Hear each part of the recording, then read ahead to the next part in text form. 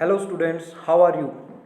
I am Vikas Yadav, Assistant Professor in Civil Engineering Department of RPS College of Engineering and Technology Mahendragarh. Today I am here with some basic but most important multiple choice questions of strength of material. Uh, it is the subject of civil engineering, and these important questions will help you to crack the civil engineering competitive exams like junior engineer and assistant engineer in various departments. Dear students, आज पूरा देश ही नहीं पूरी दुनिया कोविड-19 बीमारी से जूझ रही है, मगर हमें हार नहीं माननी है। एकजुट होकर इस बुरे दौर का सामना करना पड़ेगा और हम और भी ज़्यादा उभर कर सामने आएंगे। इस बुरे दौर में मुझे एक कवि की कुछ पंक्तियां याद आ गई। वो पंक्तियां मैं आपके साथ शेयर करना चाहता हूँ कि बाधाएं आती हैं तो आएं, घिरे प्रलय की घोर घटाएं, पाँव के नीचे अंगारे, सर पर बरसे यदि ज्वालाएं, निज हाथों से हंसते हंसते आग लगाकर चलना होगा, कदम मिलाकर चलना होगा, कदम मिलाकर चलना होगा। तो साथियों, इस बुरे दौर में हमें कदम मिलाकर चलना होगा। और अब बिना समय गवाए हम अपने टॉपिक पे आते हैं और आज का वीडियो स्टार्ट करते हैं। The first question is the property by which a body returns to its original shape after removal of the force is called. After removal the force body अपनी ओरिजिनल शेप को retain करती है। किस property की वजह से? Due to elasticity. So the right answer is option B, elasticity. Elasticity के कारण ही अगर किसी किसी बॉडी पे, किसी सब्जेक्ट पे हम फोर्स लगाते हैं और डिफॉर्म करते हैं, तो आफ्टर एप्लीकेशन ऑफ फोर्स वो सब्जेक्ट अपनी ओरिजिनल शेप को रिटेन करता है इलास्टिसिटी की वजह से। Second question is the property of a material by which it can be beaten और rolled into thin plates is called. जिस प्रॉपर्टी के कारण मटेरियल को हम रोल करके उनको थिन प्लेट्स में कन्वर्ट कर सकते हैं, that property is known as malleability. So option A is the right answer. Next question is which law is also called as elasticity law. Option C is the right answer. Hooke's law is known as elasticity law. Hooke's law says that within elastic limit, the stress is directly proportional to strain. यहाँ Hooke's law की मैंने definition लिखी है कि the Hooke's law is valid under the elastic limit of a body. It itself states that stress is proportional to the strain within the elastic limit. अब यहाँ थोड़ा सा कॉन्ट्राडिक्शन है। कुछ ऑथर्स की बुक्स में with in the proportionality limit है और कुछ बुक्स में इलास्टिक लिमिट है।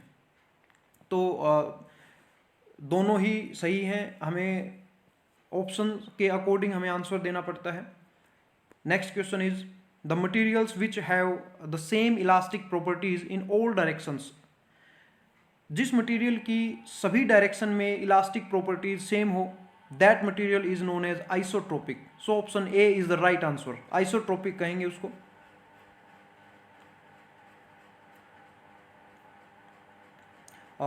इन द नेक्स्ट स्लाइड मैंने आपको माइल्ड स्टील के लिए स्ट्रेस स्ट्रेन कर्व का डायग्राम इसमें मैंने ऐड किया है। ये जो डायग्राम है इसको थोड़ा सा समझना पड़ेगा हमें। इसके जो एक्स एक्सिस है, ये जो एक्स एक्सिस है, एक्स एक्सिस पे स्ट्रेन शो करते हैं हम और वाई एक्सिस पे स्ट्रेस को शो करते हैं। जैसे जैसे स्ट्रेस अप्लाई करते हैं माइल्ड स्टील पे, तो इस तरह से हमें डायग्राम मिलेगा। टेंसाइल फोर्स, मैं टेंसाइल स्ट्रेस की ये जो डायग्राम है, it is due to the application of tensile force. एक यूनिवर्सल टेस्टिंग मशीन होती है, उस मशीन में माइल्ड स्टील का एक स्पेसिमेन तैयार करके उसमें फिक्स करते हैं और टेंसाइल फोर्स अप्लाई करते हैं। जब हम टेंसाइल फोर्स अप्लाई करते हैं तो उसका जो बिहेवियर होता है, उस बिहेवियर को ये डायग्राम शो कर रहा है। अब इस बिहेवियर को थोड़ा सा मैं आपको समझाने की कोशिश करता हूँ कि this is the origin, this is the origin, uh,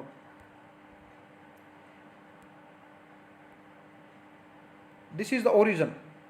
अब origin से A point तक, this is the proportionality limit, means O से लेकर A तक stress is directly proportional to strain, means जितनी stress आप अप्लाई करोगे उतनी ही strain डेवलप होगी. After that B is the upper yield point, B is the upper yield point, then C is the lower yield point. Yielding, upper yield point पे yielding start हो जाती है और lower yield point पे throughout the cross section, throughout the whole cross section yielding complete हो जाती है. And C to D, this is the plastic flow. C to D, this is the plastic flow. In this region ये ऐसी state आएगी, ऐसी stage आएगी जिसमें without applying force strain develop होती जाएगी, स्ट्रेन इंक्रीज होती जाएगी. देखिए डायग्राम में भी शो हो रहा है कि स्ट्रेस तो इंक्रीज नहीं हो रहा लेकिन स्ट्रेन इंक्रीज हो रहा है. अपर यील्ड पॉइंट से भी स्ट्रेस भले ही डिक्रीज हो रहा हो लेकिन स्ट्रेन फिर भी इंक्रीज हो रहा है.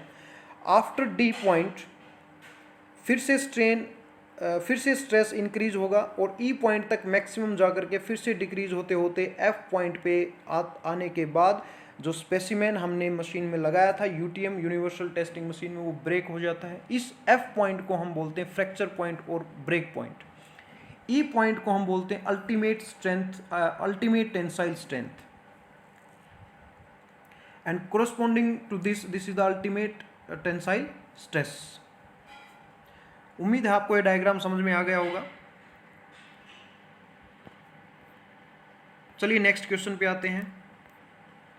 Next question is, a member which does not regain its original shape after removal of the load producing deformation is said. Option A is right answer, plastic. जिस मटेरियल पे अगर आप प्लास्टिक पे अगर आपने फोर्स लगा दिया और फोर्स लगाने के बाद उसको डिफॉर्म कर दिया, मीन्स उसकी शेप को चेंज कर दिया, उसकी डायमेंशन को चेंज कर दिया after the removal of force, अगर वो मटेरियल अपनी ओरिजिनल शेप रिगेन नहीं करता है, इसका मतलब that is plastic. So option A is the right answer. Next is, as the elastic limit reach tensile strain. जैसे ही इलास्टिक लिमिट आती है, डायग्राम में अभी मैंने बताया था कि ओ से लेकर ए तक, A point shows the proportionality limit. A से आगे थोड़ा सा आगे एक और पॉइंट आता है, उस डायग्राम में शायद नहीं था. ए से आगे एक और पॉइंट आता है जिसको बोलते हैं इलास्टिक लिमिट. इलास्टिक लिमिट से पहले प्रोपोर्शनलिटी लिमिट आती है. तो क्वेश्चन 6 का आंसर रहेगा option A. Option A is the right answer. Increases more rapidly. जैसे ही इलास्टिक लिमिट आती है, इलास्टिक लिमिट आने के बाद स्ट्रेन ज़्यादा एकदम से इंक्रीज होती है. अगर वीडियो आपको पसंद आ रही है तो आप लाइक करें, शेयर करें एंड चैनल को सब्सक्राइब करना ना भूलें. Next question is, what the number that measures an object's resistance to being deformed elastically when stress is applied to it. Option A is the right answer, elastic modulus. Elastic modulus किसी भी material की strength को represent करता है.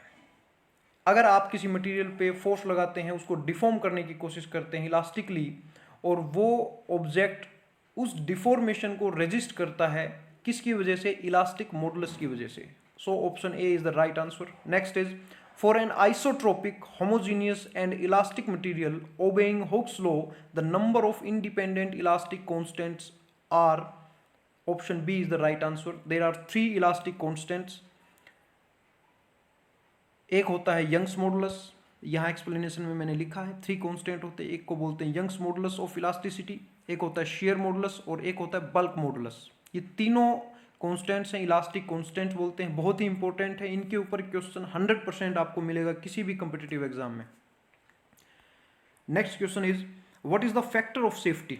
Factor of safety क्या होता है? Option C is the right answer. The ratio of the ultimate stress to the permissible stress is known as factor of safety.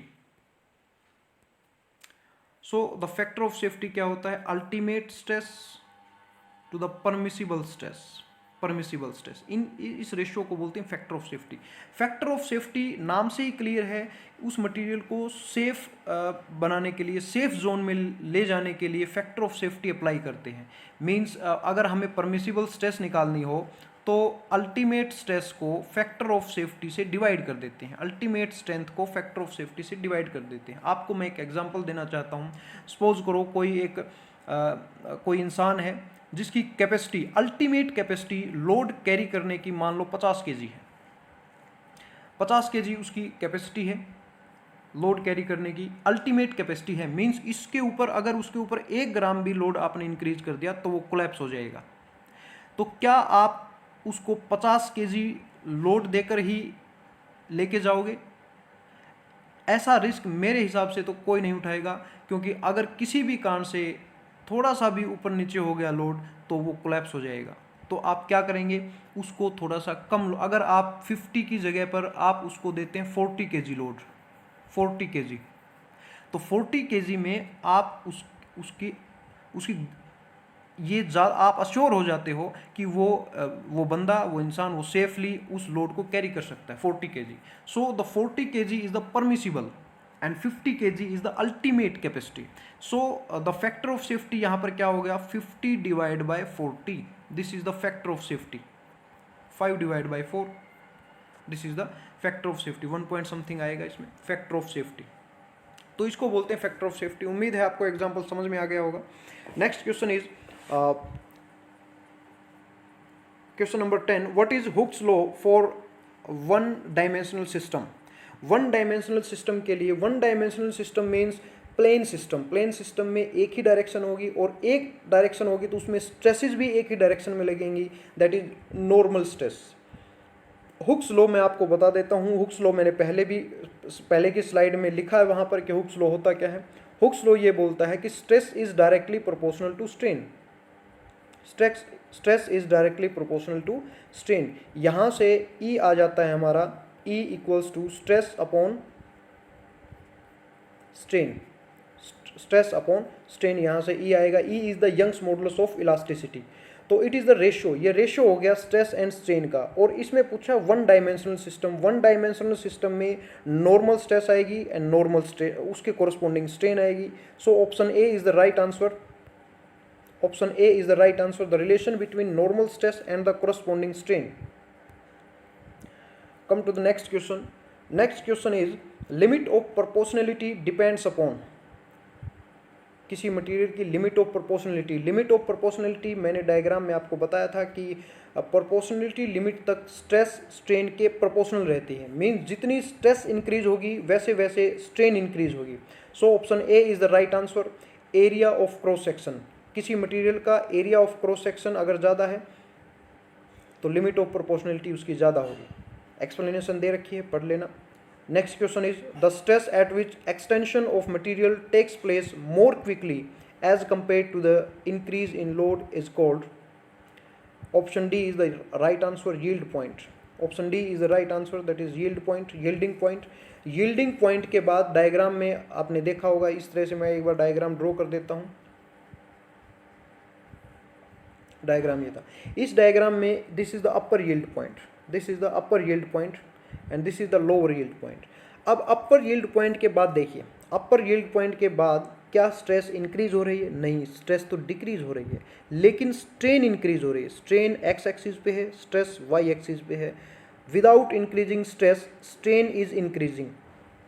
किसके बाद? यील्डिंग पॉइंट के बाद, अपर यील्ड पॉइंट के बाद। So option D is the right answer. Next question is which of these is a non-Hookean material? Non-Hookean material means which do not follow the Hooke's law. Rubber is the material which is known as non-Hookean material. Option B is the right answer. एक और question कई बार आ जाता है, confuse करने वाला question है लेकिन important है। कई बार पूछ लिया जाता है कि स्टील एंड रबड़ में से कौन ज़्यादा इलास्टिक है। तो ज़्यादातर स्टूडेंट्स यही सोचते हैं कि रबड़ ज़्यादा इलास्टिक होगा, क्योंकि रबड़ आपने देखा है, रबड़ को आप इजीली आप उसको डिफॉर्म कर सकते हो। स्टील के केस में आप उसको डिफॉर्म नहीं कर सकते इजीली। तो लेकिन रियलिटी में steel is more elastic than rubber. Steel is more elastic than rubber. फिलहाल के लिए इसको याद रखें, आगे कभी किसी वीडियो में इसका प्रूफ भी मैं आपको दूंगा। Next question is where in the stress strain curve the Hooke's law is valid. Hooke's law कहाँ तक वैलिड है स्ट्रेस स्ट्रेन कर्व में? Option C is the right answer. Hooke's law की डेफिनेशन अभी मैंने बताई थी, इलास्टिक रेंज तक, इलास्टिक लिमिट तक हुक्स लॉ वैलिड है। यहाँ कॉन्ट्राडिक्शन भी है, कुछ ऑथर्स इसको बताते हैं कि प्रोपोर्शनलिटी लिमिट तक हुक्स लॉ वैलिड है। ऑप्शन के अकॉर्डिंग हमें आंसर देना होगा अपना। Next question is which point on the stress strain curve occurs after the proportionality limit. Proportionality limit के जस्ट बाद कौन सा पॉइंट आता है? That is elastic limit. Elastic limit का पॉइंट आएगा। डायग्राम मैं बता देता हूं आपको फिर से। इस तरह से कुछ डायग्राम है। This is the A point, proportionality limit. After A यहाँ एक पॉइंट आता है जिसको बोलते हैं इलास्टिक लिमिट। इसको बोलते हैं इलास्टिक लिमिट। बी पॉइंट मान लो या कोई भी पॉइंट मान सकते हो आप इसको। एफ नहीं, आप इसको टी पॉइंट मान लो। T point is the elastic limit point. Next question is which point on the stress strain curve occur after yield plateau. Plateau का मतलब है रुक जाना। प्लेट्यू, यील्ड प्लेट्यू के बाद कौन सा पॉइंट आता है? यील्ड प्लेट्यू के बाद अल्टीमेट पॉइंट आता है। Option C is the right answer, ultimate point, ultimate stress point. Next question is which point on the stress strain curve occur after the ultimate point. Ultimate point के बाद कौन सा point आता है? Diagram देख लेना। अल्टीमेट पॉइंट के बाद इस तरह से कुछ डायग्राम है हमारा। This is the ultimate point, this is the ultimate point. यहाँ पर अल्टीमेट पॉइंट के बाद फ्रैक्चर पॉइंट आता है, या हम इसको ब्रेकिंग पॉइंट भी बोल सकते हैं। Option B is the right answer. Next question is where is the necking region. Necking region का मतलब क्या है?